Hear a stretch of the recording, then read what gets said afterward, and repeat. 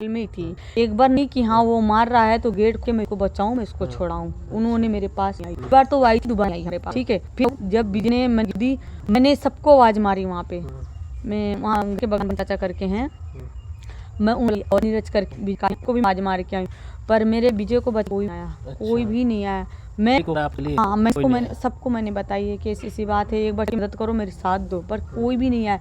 विजय की जो बूढ़ी माँ है ना, मैंने उनको यहाँ तक कही, बूढ़ा माई आप जाओ सबको बुला के ले आओ, थोड़ी मेरी मदद करेगा तो ये बच जाएगा। पर कोई नहीं आया उस टाइम पे, कोई भी नहीं आया। विजय का जो चाचा है उमेश करके। आप जब वो फांसी लगा रहे थे तो आप अंदर थी कि बाहर? मैं अंदर ही थी। अंदर थी मैं। आपको बांध दिए थे? हाँ, मेरा तो हाथ फांसी लगा रहे थे? मेरे हाथ पर मेरे को बांध दिए थे। पर तो मैंने आपके सामने फांसी लगाए? हाँ, मेरे सामने। पर मैंने ऐसे पैर को मार के ना, ऐसे मार के ना, मैंने वो रस्सी मैंने नीचे करी है। पर ये हाथ का तो नहीं खुला, पैर का तो खुल गया। पर मैंने हाथ का मैंने ऐसे करके मैंने कुंडी को खोली हूँ। कुंडी खोली हूँ मैं, तब जाके बाहर गई तो सबको बुलाई। हाँ, पर अभी भी देखिए, आप विश्वास नहीं करोगे, यहाँ पे भी चोट लगा हुआ है। आप बुलाने गई तो कोई आया नहीं? कोई भी नहीं आया है। तो फिर आप क्या की? फिर मैंने क्या करी है, जब मेरा और ये चोट लगने की वजह से ना मेरा दिमाग एकदम बहुत घूम रहा था, गोल गोल घूम रहा था दिमाग अंदर भी। तब भी फिर भी मैं लड़खड़ाते मैंने देर दरवाज़ा खोली हूँ और सबको मैंने आवाज़ मारी। पर वही बूढ़ा माई देख के बाहर भाग के जाके अपने नई के घर में छिप गई। वो बूढ़ा माता देखने आई थी? हाँ, उन्होंने ऐसा कोई चीज़ नहीं है कि नहीं देखा हो। अच्छा, सब चीज देखी हुई है उनकी, ठीक है। पर आज वो कहे कि मैंने कुछ नहीं देखी है तो वो झूठ बोल रही, सरासर झूठ बोल रही हैं। उनका लड़का भी वहाँ मौजूद था, उनके लड़का से भी मैंने बोली है कि चाचा इसका रस्सी खुलवा दो, इतनी मेरी मदद कर, इसका रस्सी खोल दो।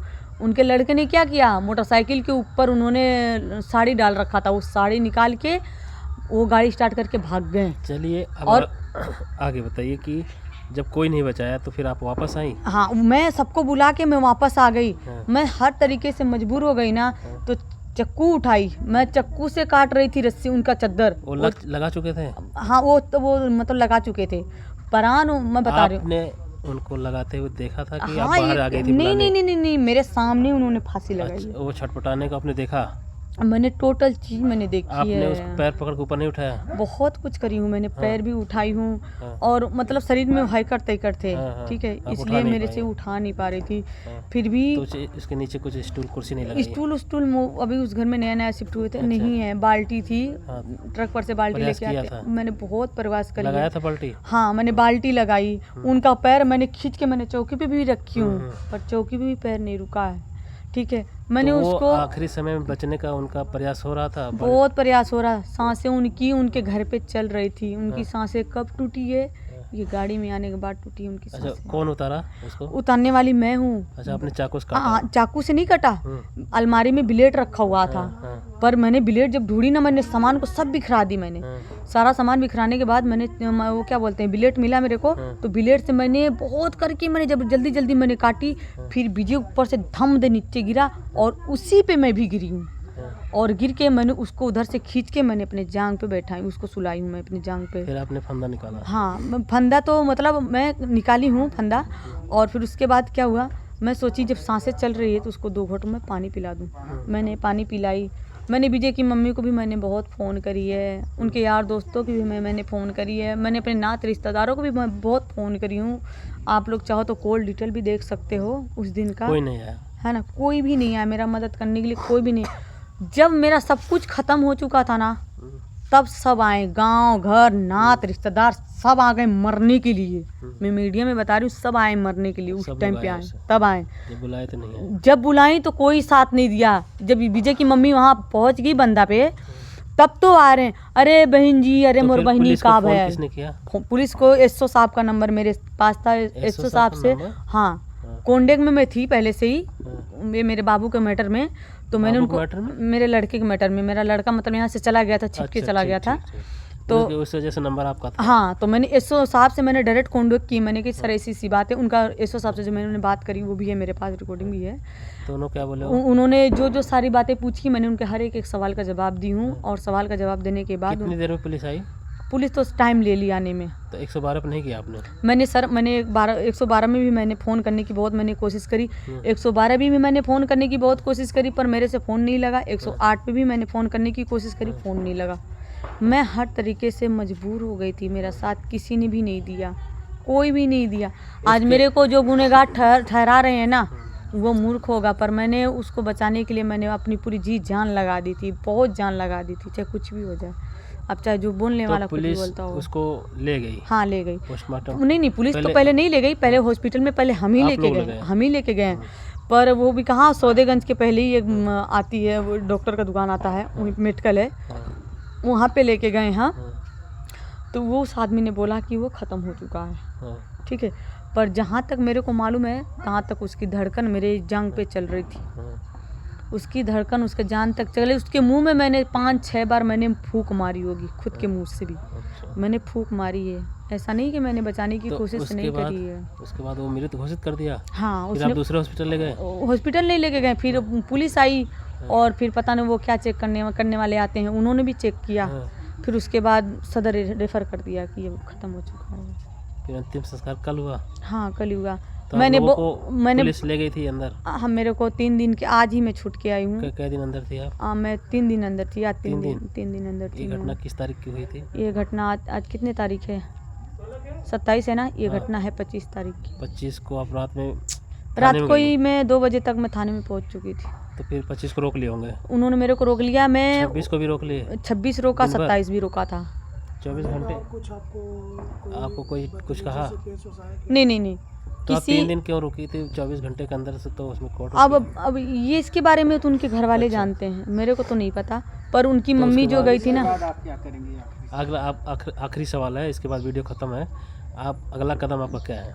अब अगला कदम देखते हैं उनके घर पे। उनकी मम्मी मेरे को बुलाई है कि तुम घर पे आओ, अपनी मम्मी के वहाँ आगे बैठते हैं, बातें करते हैं, क्या करना, कैसे क्या डिसाइड करना है। पर यही है कि उनकी मम्मी यही कही है कि मैं तुम्हारे ऊपर कोई कार्रवाई नहीं करना चाहती हूँ, तुम अपने घर जाओ। तो आपको हक हिस्सा देने के कह रहे हैं कि नहीं? नहीं, ये सब की बात नहीं हुई। आपको बच्चा होने वाला है, प्रेग्नेंट है आप? मैं ये चीज़ मीडिया में शेयर नहीं। अच्छा, तो आपको हक हिस्सा चाहिए? नहीं, विजय यादव के परिवार से हिस्सा चाहिए? नहीं, मेरे को नहीं चाहिए। नहीं चाहिए? वो भी नहीं देना चाहते हैं? नहीं चाहिए मेरे को। तो वो क्या बोली हैं कि जब मेरा आदमी नहीं है तो मैं हिस्सा बारी लेके क्या करूँगी? वो क्या बोली, अपने घर जाओ? हाँ, उन्होंने बोल दी वहाँ पे कि तुम अपने ससुराल जाओ। ससुराल कौन से? राजस्थान। अच्छा। तो मैंने यही कही है सबके सामने, 100 साहब के सामने मैंने यही बात बोली है कि मैं अपने ससुराल में कहीं नहीं जाऊँगी, जैसे वो मर गया वैसे मैं भी मर जाऊँगी, यही बात बोली। पर 100 साहब मेरे को डांटे हैं कि मरने से कुछ नहीं होता, तुम अपना घर गृहस्थी बसाओ, अपने जीवन में जाओ, आगे बढ़ो, ऐसे करने से कुछ नहीं होता।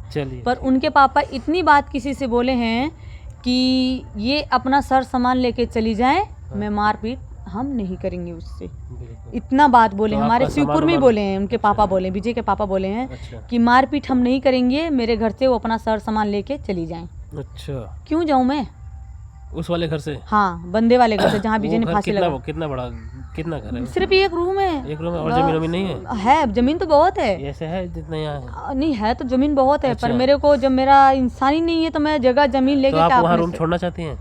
क्या करूँगी वहाँ? ठीक, क्या करूँगी मैं, क्या करूँगी रह के? इसके पहले आप कहाँ रहेंगे? आप कहाँ रहेंगे? वो अभी क्या, मैं वहाँ से निकली हूँ ना, तो एसओ साहब ने यही बोला है कि अभी इसको अपने घर पे रखो। अच्छा, ठीक है। पर उनकी मम्मी यही बोल रही हैं कि अभी मेरे ऊपर दबाव आ रहा है। उनकी मम्मी यही बोली है कि दबाव आ रहा है। मैंने कि भाई तुम्हारे ऊपर दबाव आ रहा है तो ठीक है, कोई बात नहीं है, मैं भी फ़िलहाल अपनी बहन के घर जा रही हूँ, मेरे से शाम को मुलाकात करना आप। तो अभी वो लोग घाट से आएंगे, फिर मैं शाम को उनसे मुलाकात करूँगी। वो लोग क्या कह रहे हैं? उसकी बहन फ़ोन पे क्या कह रही थी कि आपको इतनी ही बात बोला था कि वहाँ मत जाना, क्या? हाँ, उसकी बहन यही बोल रही है मेरे को फ़ोन करके। उसकी बहन भी ये इतनी बोल रही थी कि इसके पूरे परिवार को फंसा दो। तुम्हारे परिवार को? मेरे परिवार को। मेरा परिवार वालों ने क्या किया है पागलदास? मेरे परिवार वालों ने तो ऐसा कुछ किया नहीं है।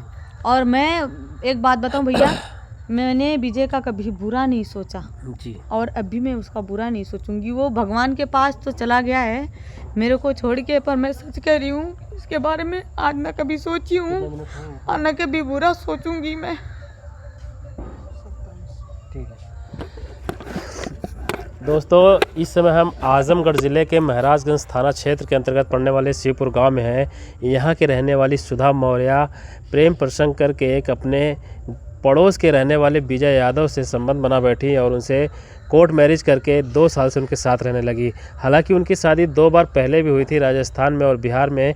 आपने उनका वीडियो पूरा सुना है, आपने देखा है। अब मैटर ये है कि आज छठ के पर्व में विजय यादव इनसे कहते हैं कि आप मेरे घर पे मनाइए छठ। ये कहती है कि मैं अपनी दीदी घर मनाऊंगी। इसी बात विवाद पर बात बढ़ जाती है और इनका आरोप है कि वो पी कर दारू शराब पीकर इनसे मारपीट भी करते थे। इस वजह से ये तंग आकर घर से बाहर जाने लगी और वो गुस्से में अंदर जाके कुंडी लगा के फांसी लगाकर अपनी जान दे देते हैं।